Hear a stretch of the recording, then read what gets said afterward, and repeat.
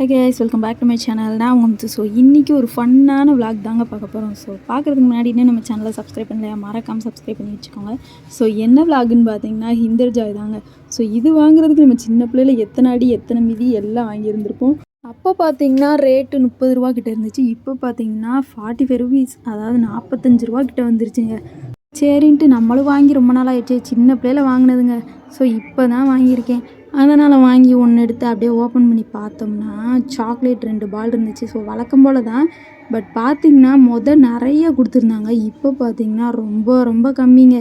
இத்தனையோடு தான் கொடுத்துருந்தாங்க. இது பார்க்கவே மனசுக்கு கஷ்டமாக போயிடுச்சு. 45 ரூபாய்க்கு இதெல்லாம் ஒர்த்தே கிடையாதுன்ட்டு.